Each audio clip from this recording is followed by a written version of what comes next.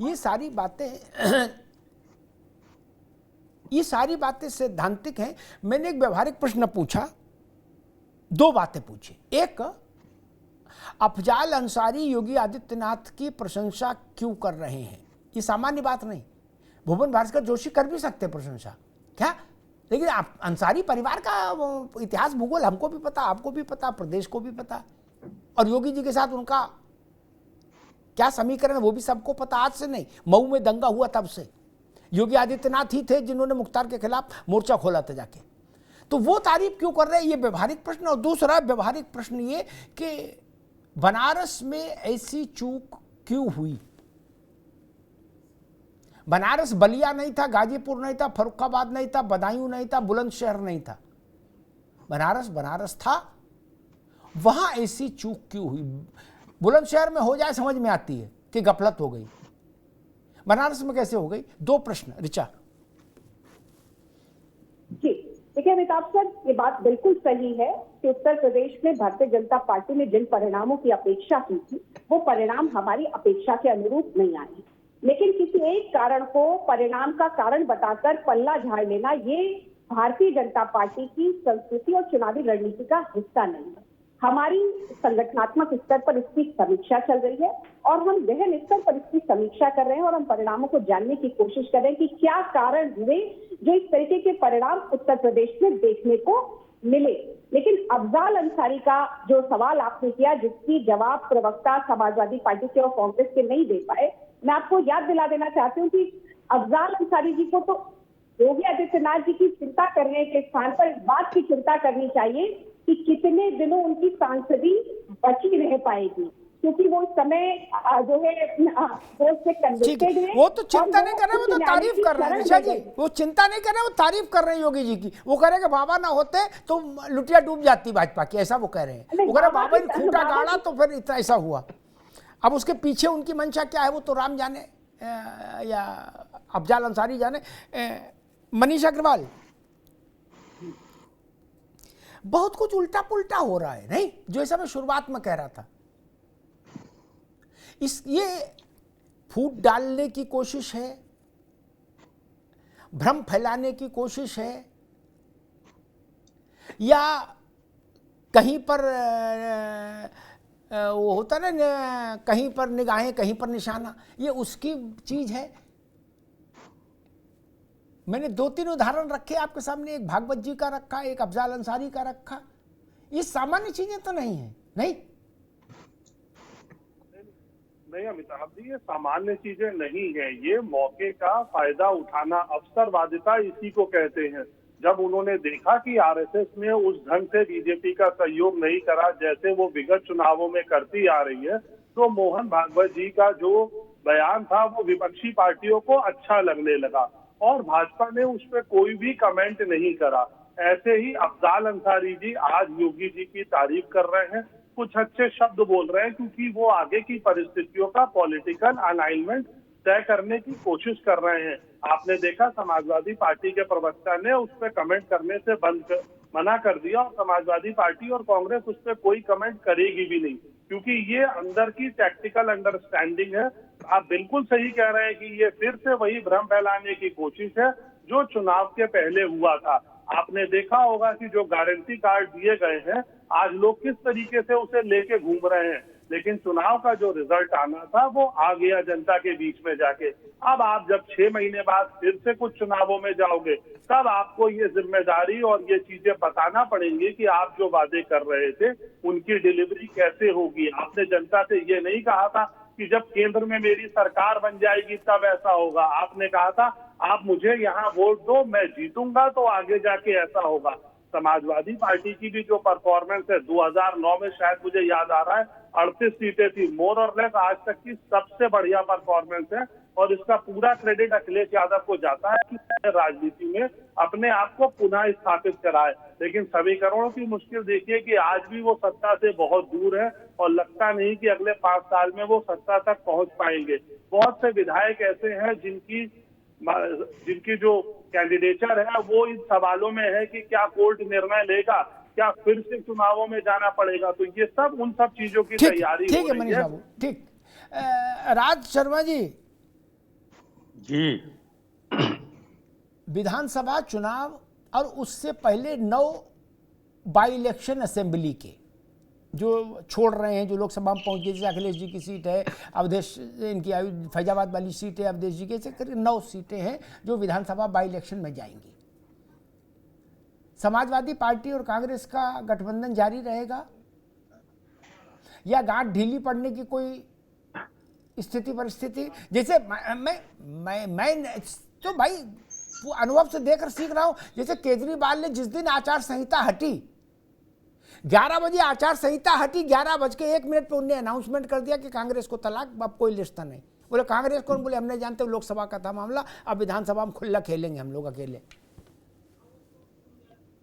भाई मैं एक बात तो पहले आपका जवाब दूंगा, उससे पहले मैं मनीष भाई की बात पे कहता हूं। मनीष भाई पहले तो आप में हाथ जोड़ के विनम्र निवेदन है, आप ये क्लियर कर लो कि विश्लेषक हो या आरएसएस के व्यक्ति। आप मुझे ये बताइए कि कांग्रेस पार्टी ने कहां लिख के दिया था कि आपको हम 8,500 देंगे? क्या बातें कर रहे हैं आप लोग? भेज देते हैं क्या? 15 लाख रुपए आपके अकाउंट में आ गए थे? उन्होंने तो डायरेक्ट कहा था एक एक आ जाएंगे हमारी सरकार आने के लिए। हमने कहा राहुल गांधी जी ने, कांग्रेस पार्टी ने कहीं लिखा कि अगर बिना सरकार के भी आपको 8,500 रुपए देंगे? आप लोग विश्लेषक हो भाई, आप महत्वपूर्ण व्यक्ति होते हो और आप बायस हो जाओगे मनीष भाई, तो ये बहुत दुख पहुंचता है। इस देश को बचाने में अपना योगदान दो, आप पार्टी को बचाने में योगदान मत दीजिए। अच्छा नहीं लगता है? आप झूठ बोलोगे तो मेरा क्या होगा? है? अरे प्रवक्ता 2 बार को झूठ बोल जाए उसे डिफेंड करना है, आप क्यों झूठ बोलोगे? आपकी क्या ऐसी मजबूरी है? कहां दे दिया मुझे बताइए आप। मैं आपकी 3 दिन गुलामी करूंगा कि जहां लिखा कि हमारी सरकार ने। अरे ये तो कॉमन सेंस होना चाहिए ना कि भाई सरकार आएगी देंगे। अच्छा राज भाई, आप क्या कह रहे हो कि जो महिलाएं आपके दफ्तर का घेराव कर रही हैं, ये यही बीजेपी वाले भेज रहे हैं, ऐसा कह रहे हो? भैया आप उनके किसी के भी इंटरव्यू सुनना, देखिए वो बेचारी कम पढ़ी लिखी थी, मैं अनपढ़ शब्द भी यूज नहीं करता। उन्होंने यही कहा, हाँ कहा था सरकार आ जाएगी तो देंगे। आप मनीष भाई आप मतलब बहुत दुख पहुंचता है इन बातों से। आप बायस ना हो जाइए, कोई प्रवक्ता नहीं बनेगी। आप इनके दफ्तर में महिलाएं क्यों भेज रही हैं कि जाओ पैसा मांगो? नहीं, ये राज शर्मा जी को ये बात मालूम नहीं है कि किस तरीके से कांग्रेस पार्टी के कार्यकर्ताओं ने घर घर जाकर राहुल गांधी के आपका जवाब देना चाहता हूं ना। अरे मैं आपका जवाब दे, कि आप हमें वोट दीजिए। फिर मैं भी बोलने लगूंगा। एक बार ऋचा सिंह जी एक बार रुकिए, राज भाई की बात आ जाए। राज भाई जी कहिए। अभी मैं, अरे मेरी बहन ऋचा, आप देवी का स्वरूप हो, आप राक्षसों का समर्थन मत करो। मुंगेरी लाल का सपना आपने कहा था, मुंगेरी लाल का सपना आपने कहा था, किसने देखे थे मुंगेरी लाल के सपने?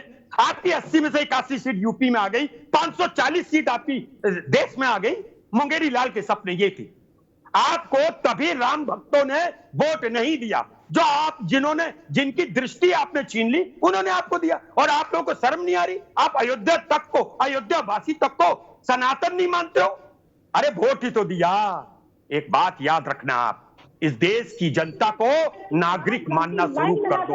ये जो प्रजा मानना शुरू कर दिया आपने, आप लोग खत्म हो जाओगे। और याद रखना, मेरी बात सुनना, ऋचा बहन, मैं बात सुनिए, मैं बहनों से ज्यादा जिरा करना पसंद नहीं करता हूं, लेकिन मैं एक बात कहना चाहता हूं, बहन आप देवी का स्वरूप हो, आप इन राक्षसों का साथ देना बंद करो। आप देवी का स्वरूप हो, क्यों नहीं मानते हो इस बात को? मुंगेरी लाल का सपना आप लोग जानते हैं,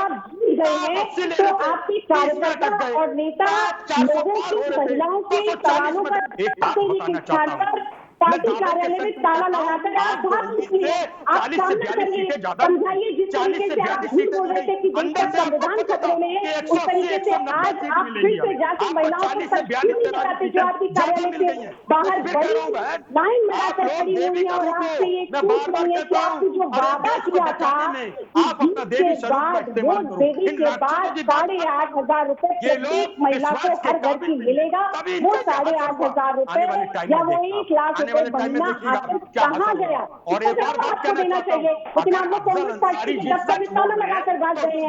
आप जो वाराणसी का सपना देख रहे हैं, क्योंकि अंदर के हाथ में पटेल में क्या तो यही होता है। अगर उसका दुश्मन भी अच्छा काम करे, अगर वो अच्छा काम कहेगा, और जो आप जैसे लोग होते हैं वो तो सबसे बुरा ही करो। मैं विश्वास को, अरे सुनो, लेकिन राहुल गांधी जी उन्होंने झूठ बोलकर वोट किया, जो संविधान के खतरे में बता रहे थे, जिन्होंने बार-बार कांग्रेस पार्टी ने सबसे ज्यादा इतिहास में संविधान को खतरे में डालने का काम किया है।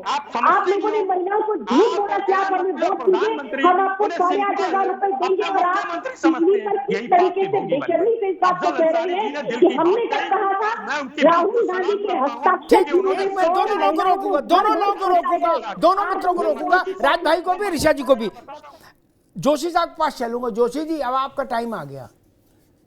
आपके गठबंधन, ऋचा रुकिएगा, आपके सहयोगी दल ने कहा उत्तर प्रदेश में कि हम अफजाल अंसारी ने जो कहा उसको, उसके साथ खड़े होते हैं और उसको सैल्यूट करते हैं योगी जी को। ठीक, आपने कहा मैं टिप्पणी नहीं करूंगा। अब तो मामला पेचीदा हो गया। नहीं भाई, जब कांग्रेस ने अफजाल अंसारी को कह दिया यस माय डियर, तो मामला तो पेचीदा हो गया। और मैं ये समझ नहीं पा रहा कि संजय राउत कह रहे कि योगी जी का सम्मान करते थे, करते हैं, करते रहेंगे, बाबा का दर्जा बहुत ऊंचा है।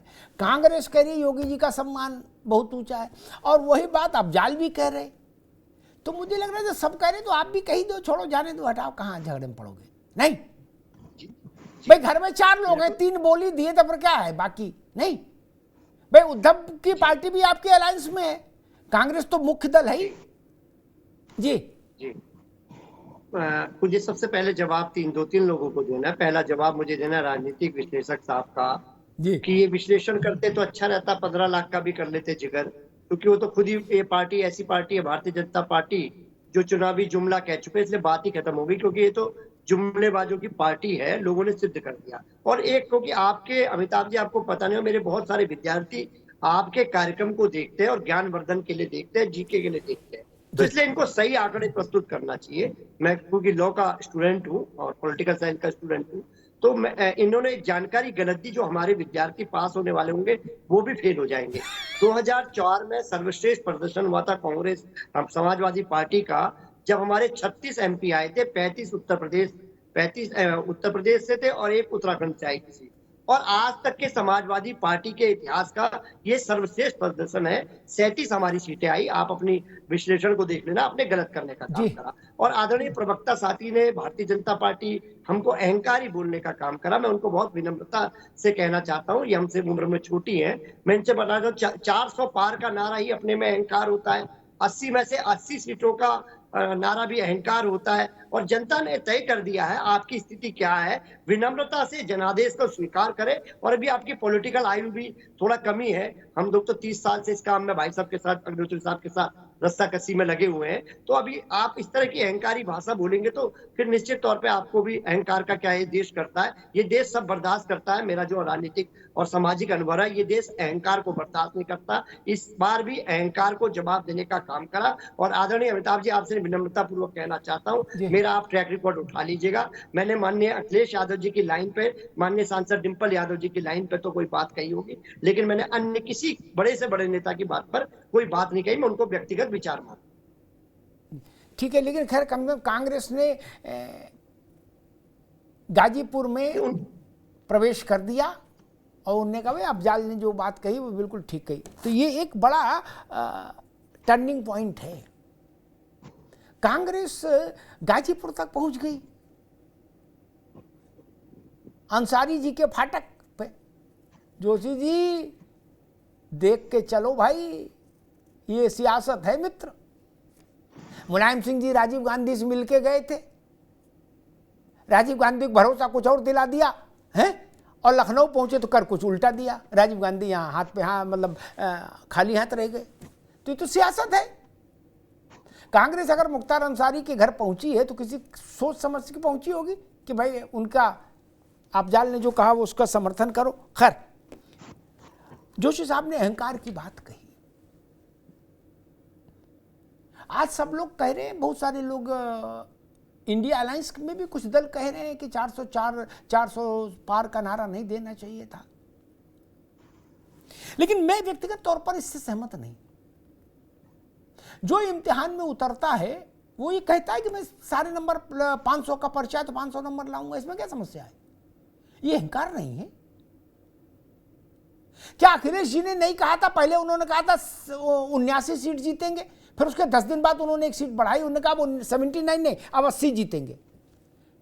अगर समाजवादी पार्टी 80 सीट जीतेगी ये कह रही है और वो अहंकार नहीं है, तो अगर भाजपा बोल रही है कि हम 80 में 80 जीतेंगे तो अहंकार क्यों होगा?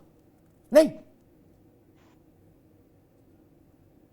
हास्यास्पद तो हो सकता है कि भाई मान लीजिए कि कोई छोटी पार्टी ऐसे इच्छा रख दे तो लोग उस पर हंस सकते हैं, लेकिन वो भी अहंकार तो नहीं होगा जोशी साहब। लोकतंत्र में सबको अधिकार है ये कहने का। भाई अखिलेश जी ने कहा ना कि आप 80 में 80 जीत रहे हैं, बोले आप बनारस भी हार रहे हैं, कुछ नहीं, सारी सीट। भाजपा वाले भी कहते थे 80 में 80 जीत रहे हैं। हालांकि राज शर्मा जी कह रहे कि भाजपा वाले कहते थे हम 80 में 81 जीत रहे हैं, 80 में 81 कभी नहीं जीते, 80 में 80 की बात कह रहे थे। खैर